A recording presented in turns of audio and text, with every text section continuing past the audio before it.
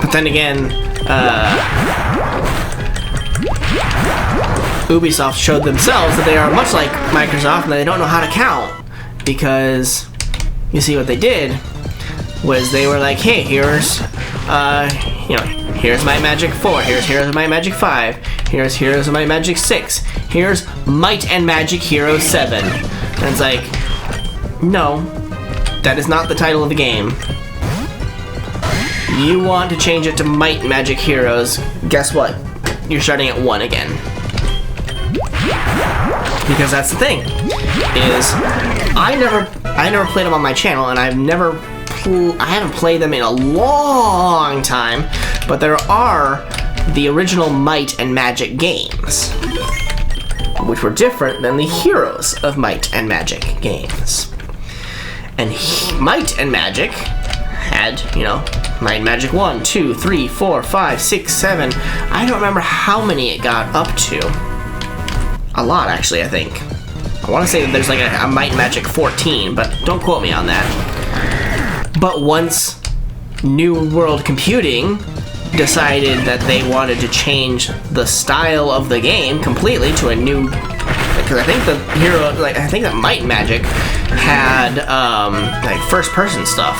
Ooh, bide. Nope. Aha! JJ's evolving. Oh, we're getting the Quagsire part. I knew the 20 was part of it, right?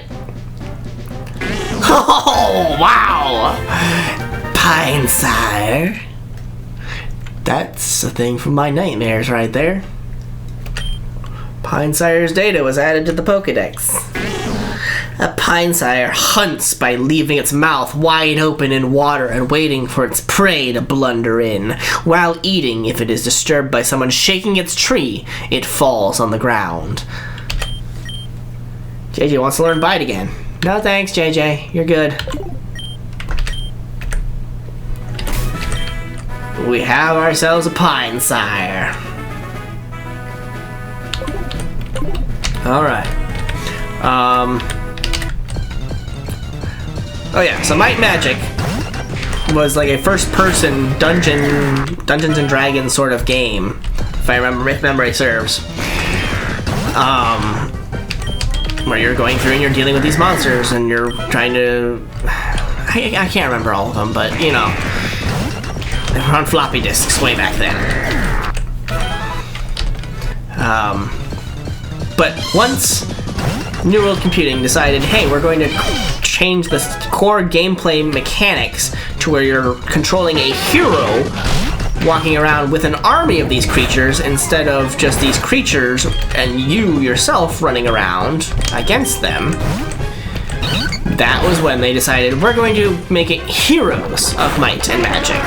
So if you want to change the title of the game, you start back at 1 again there, Ubisoft, but they couldn't figure that out.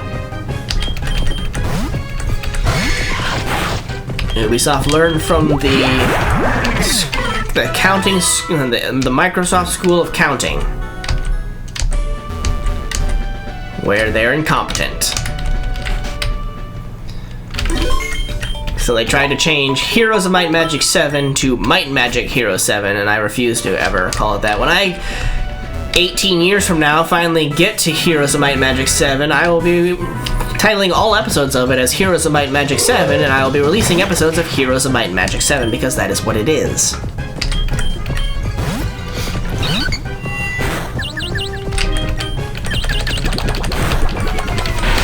And that's my rant on the Heroes of Might and Magic franchise.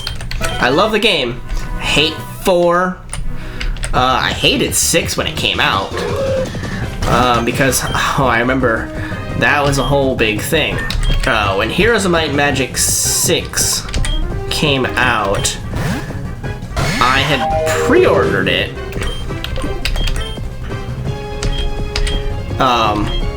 And they weren't giving any more versions. They weren't doing any more of the pre-order versions in America. That's right. Ubisoft was like, oh, Americans don't like this game. I'm like, the fuck they don't. So I had to pay however much it was in pounds to get the collector's edition pre-ordered from England, which infuriated me. I get it, I install it on my computer, and it is trash. What I mean by that is, if you know the Heroes of Might and Magic games, there's the towns in each game. If you don't know Heroes of Might and Magic games, I highly recommend you check out the Heroes of Might and Magic playthroughs on my channel. They are phenomenal. They are some of my favorite games from my childhood. They are my childhood. So I have full-on nostalgia, rose-tinted glasses and everything, and Heroes can do no wrong when it was under 3DO and New World Computing. But the town, like in Heroes 1, okay, you got this, you had just a mosaic. It was like a painting. And then you'd add buildings to it. And there was a little bit of animation to it, a tiny little bit of animation to it. Kind of like how in the Pokemon battles here, you see like there's the bob of the characters during the fights, right? Like the characters bobbing up and down and up and down and up and down and up and down and up and down. That's because that's the amount of animation that went into the original Heroes 1 towns. Was a little bit of bobbing here and there, or a little bit of movement here and there.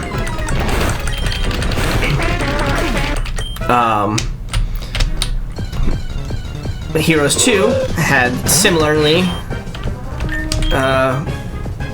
some movement like that in the towns. Heroes 3 has also similar sort of motions, I guess. But anyways, what I'm getting at here is that once Ubisoft took over, they did actually one thing really well when it came to Heroes 5.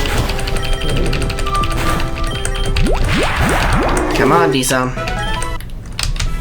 Heroes 5, they did full 3D movements of the town. So they did the model of the town, and there was a camera that would fly through the town. It was so cool. I thought it was one of the most amazing things that Ubisoft had done with Heroes of Might and Magic. And then Hero 6, they just went, fuck that. And they went, not only did they originally with it go back to the painting style, but they also went, and it wasn't even its own window, or it wasn't even its own thing. When you go into the town, it came up in a little pop-up window in the middle of the screen. That was, let me see. I'm trying to see here. I can find a representation of how big it was. I can't really. The pop-up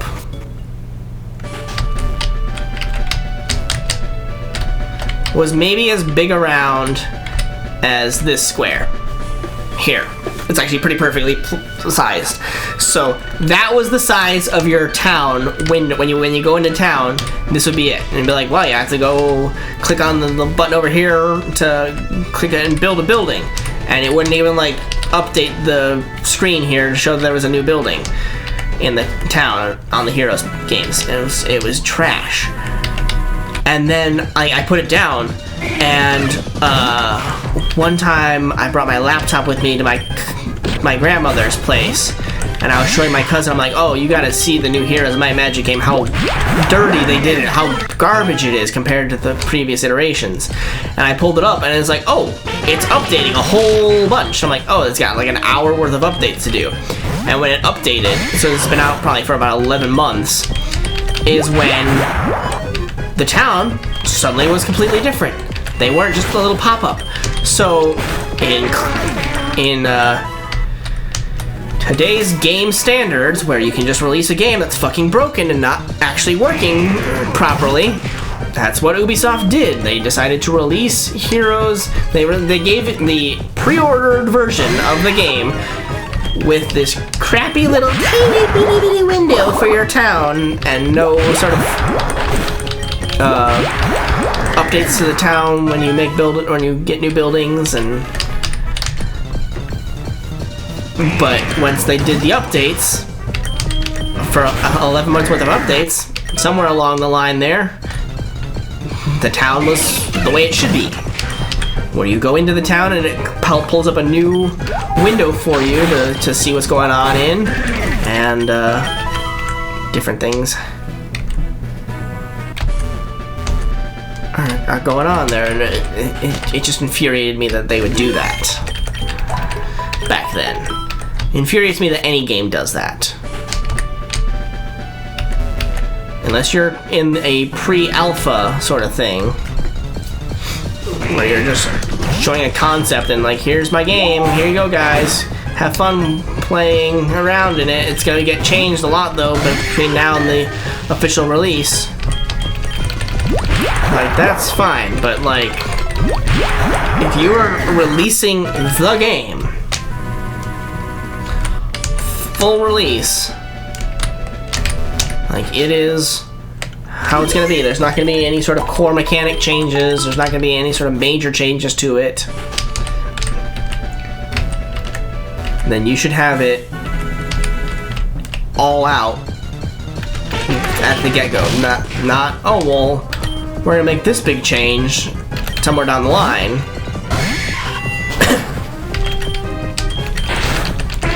It's just dumb. And we as players have to stop falling for that bullshit. We have to stop playing the games when they are released and they are just complete and total garbage.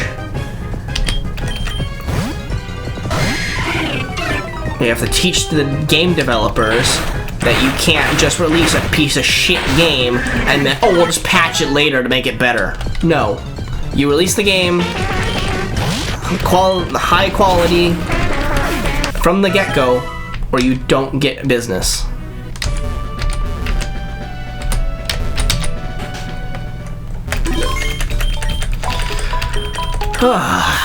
That is actually my rant on Pokemon. Or not Pokemon, on Heroes of Might and Magic and Ubisoft.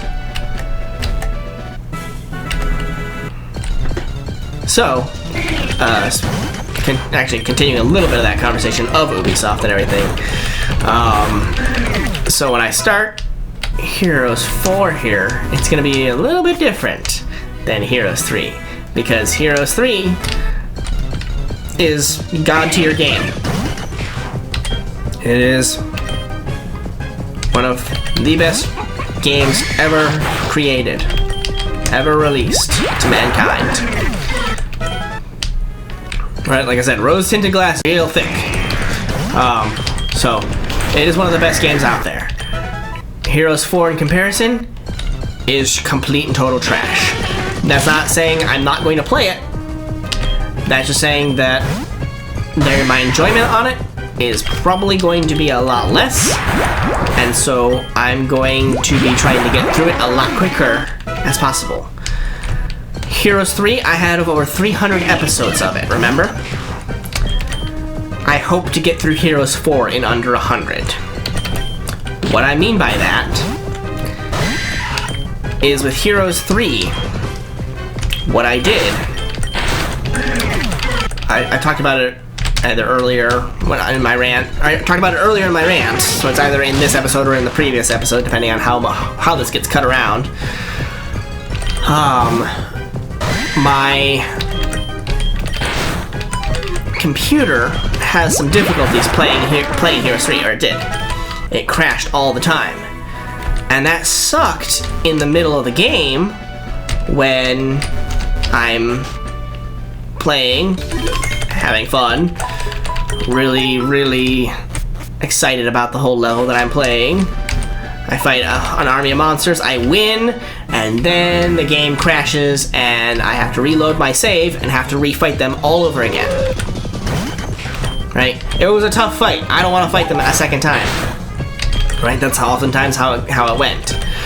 So, Heroes 3, when that would happen, I'm not afraid to admit that I did this. I would sometimes put in a little cheat to, like, I'm trying to remember what it was that I lost in that fight, but I'm gonna put a little cheat in so I don't have to take the time to do it a second time, because it took 15 minutes just to do that fight. And I don't want to deal with that again. So let's just cheat it out and start a new, or go again, continue where we left off. And all I had to do was cut out that cheat. I never cheated to win the game, but I would cheat to beat a fight that I had already beaten. Right? And that is how I did that. Heroes 4, I'm not giving it that amount of respect. Heroes 4, if I'm getting irritated with something, if I am disliking how something is going, if I think something's taking too long, I will cheat and I will keep it all in just so we can get through it quicker. And saying, fuck this game, I hate it. But I want to play it all, I will give it a fair chance. I'm not going to just start off episode 1 and start cheating. But I will, once my tolerance of the game goes away, I will not be editing out whenever I would cheat.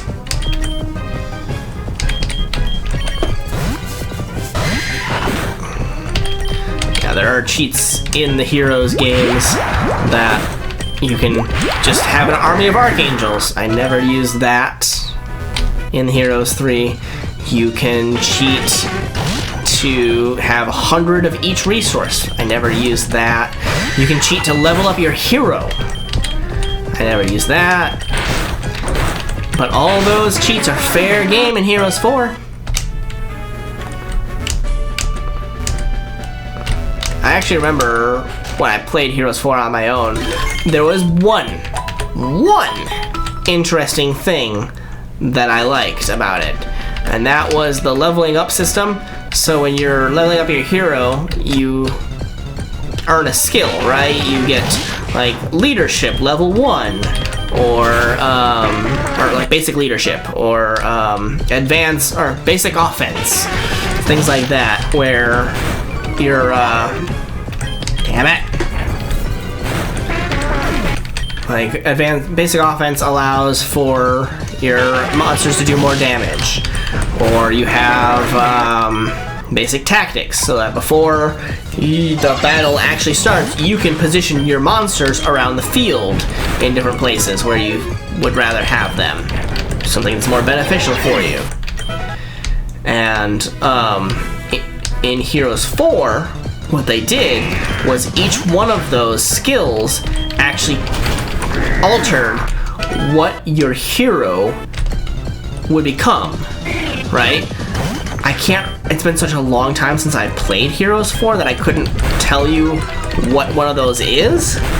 But like if you got diplomacy level 1, or basic diplomacy, and then advanced diplomacy, you'd be like a diplomat. And then if you add like attack and defense, then you're like a barbarian, diplomatic barbarian or something like that. And it was cool. I remember using those cheats to level up my character just so I could play around with what the titling on my hero was. Be like, it was pretty cool. I liked it. That was the only thing I liked from Heroes 4.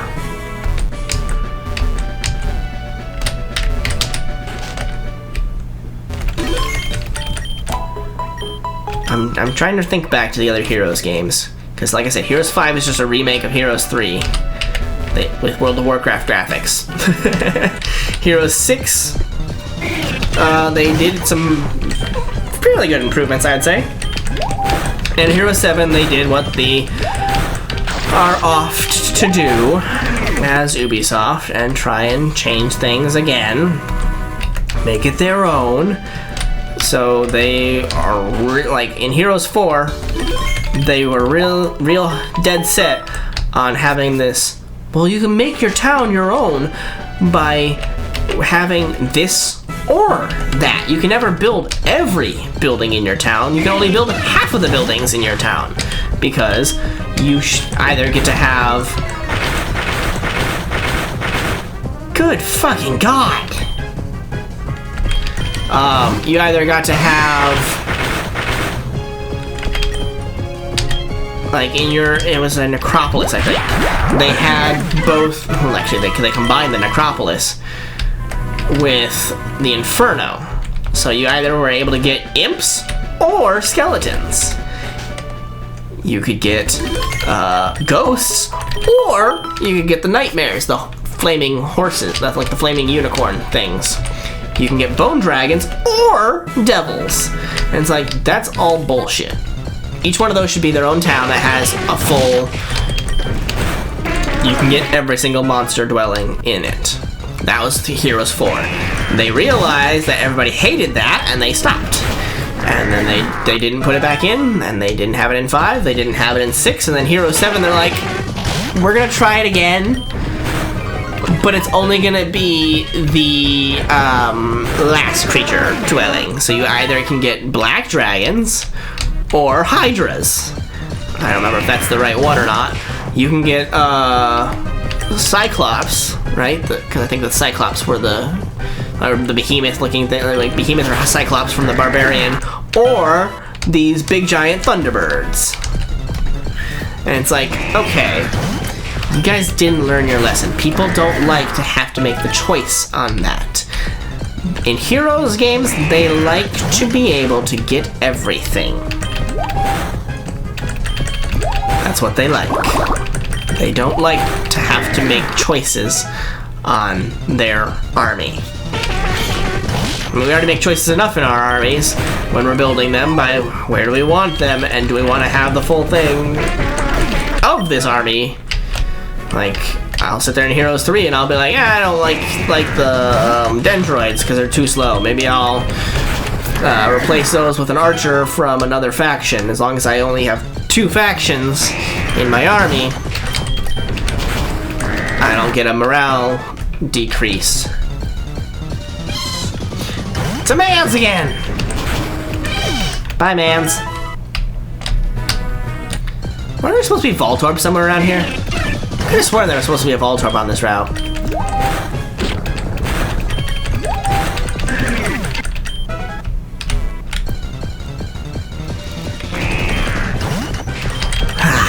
But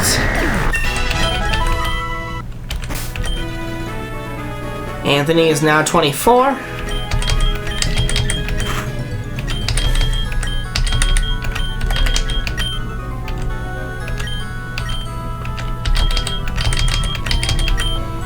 Let's see how JJ does.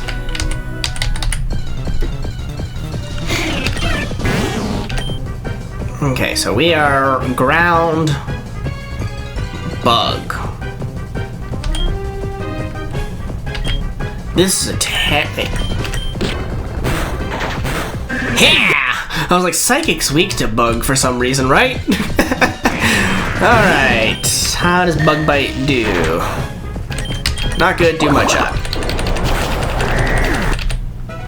Okay, JJ has some tactics here against different opponents. Bug bite should not be used. It's not too bad. Okay.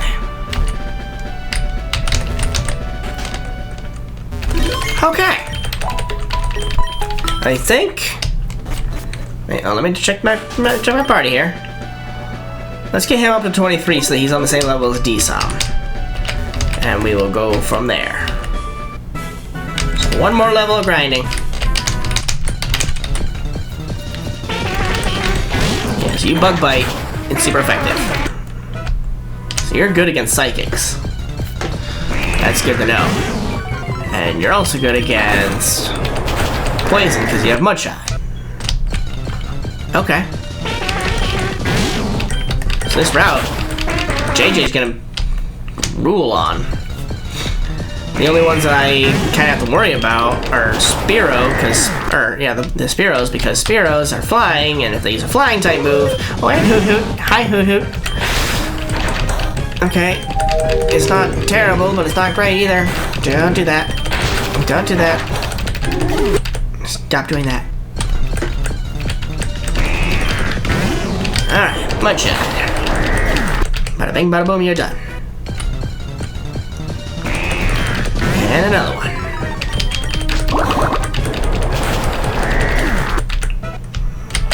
Next battle wins. Okay. One more. Come on. You got this. Okay. Natural gift. No. I don't remember what that is, and I don't care. With that said, we are finally ready with our new party. Oh man, it's so slow comparatively. We're finally ready with our party to go and get on the SSN. I'm gonna give D some experience share. We're just gonna rotate the experience share onto whoever is lowest level. Alright, let's go. Hi there.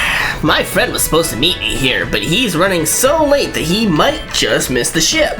I, on the other hand, never miss anything thanks to this Pokemon move called Swift. I'll teach it to your Pokemon for $2,000 if you'd like. Maybe? Of course JJ can learn Swift. So can Disa, Mushu, Catherine. All of them are fast people.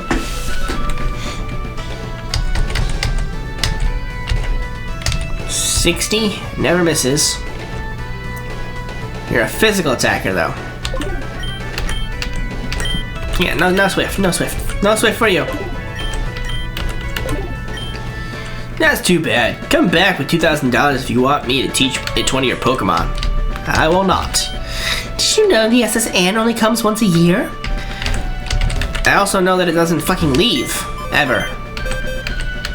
Or it never did, in my playthrough. Looks like you have a ticket. You can board the ship. Okay, thanks. Hello, welcome to the SSN. May I see your ticket? But he just said I have a ticket. So clearly, if I got past him, then I have a ticket. So why do you need to second check my ticket? Whatever. Slade showed the ticket. Excellent, your room is number 2. Please enjoy your stay. Number 2. So this is my room. Found a super potion. Thank you. Sleep. Do you want to take a nap in your bed? Yes. Pokemon are in full shape. Cool. Alright. Before we head into any room, the passengers are restless. You might be challenged by the more bored ones. Sure. If you say so, lady. Alright. I don't remember everything about this. Bonjour, I am le waiter on the ship. Would you, monsieur, like to order anything? Oui. Ah, so what would monsieur like to order? Ah, le strong silent type, I see. No. Bonjour, I am le waiter on this ship. Would you, monsieur, like to order anything? None. That is fine, of course. Come to me when you want to order anything. But I do want to order. Wait. No, is that? That's not. The door is locked. You need a key to open it. Okay. I'm like, that's not the captain's quarters, is it? Hello. You're going to need a coin case if you want to play here. All right. People come to the SSN for all sorts of reasons. The food, the music, the atmosphere. But to me, it's all about the slot machines. It's a slot machine. My favorite Pokemon is Shelder. It's sturdy and sophisticated, just like me. You wouldn't happen to have Shelder, would you? If so, would you like to trade for my Growlithe? No. I suppose I'll never have a Pokemon as delicious as Shelder. What? Whoa. You wanted to eat it? I know these people. Okay. This wonderful dinner is the perfect way to end our honeymoon. Man, this table is so big, how can you even hear each other? I could not imagine a more romantic dinner. I love you so much, darling. I could, if the table was about 5 times smaller. My favorite Pokemon is Drowsy. It's elegant, sophisticated, and well-mannered, just like me. You wouldn't happen to have a Drowsy, would you? If so, how would you like to trade it for my Seal? No. I suppose I'll never have a Pokemon as magnificent as Drowsy. Oh, I'm sorry, but the restaurant is full at the moment. You'll have to come back later if you want to eat here. I tried to teach my Pokemon how to play piano, but it didn't go so well. Being a musician is great. You get invited to all sorts of cool events. Oh hey, I can teach the move Hyper Voice to one of your Pokemon for 4,000. Catherine's the only one, and I don't care for it. Bong, bong, bong. Pokemon battling is all about rhythm. Hi, bud. Oh, I know you. We met back in Mount Moon some time ago. You're the kid I shared my fossils with. I never forgot the way you defeated me so easily. It was humiliating. I needed my revenge, so I trained extra hard in case I ever ran into you again. And here you finally are, so I challenge you to a Pokemon battle. And to make things interesting, I'll let you have one of these other fossils I found if you can beat me. What do you think? You're on. Alright, here I come. Okay, here's fossil number 2 for us. Miguel has his Coffmer. Didn't his Coffmer kill one of my Pokemon at some point? Mudshot. Damn. That was supposed to kill you, buddy. He withdrew Coffmer and sent out Albanite. Both of which are super effective. So you're super dead no matter what Pokemon you have out. So that was the Albanite that I could have had I not picked the Dome fossil. But who picks the Helix fossil, really? What do you got? Alright, I'll show you. You got 19, 20 for winning. You beat me again. Alright, I have to keep my word. Which one of these fossils do you want? The Root fossil or the Claw fossil? Root is Lileep and Claw is Anorith. I don't care for either of those, but if I had to pick one, I would go with the Claw. You put the Claw fossil away in the items pocket. I'll train even harder. Next time you see me, my team will be unbeatable. I'm gonna explore caves to look for even more fossils right after I'm done with this meal. And when you do, let the lady know and I can come and have a meal at this restaurant.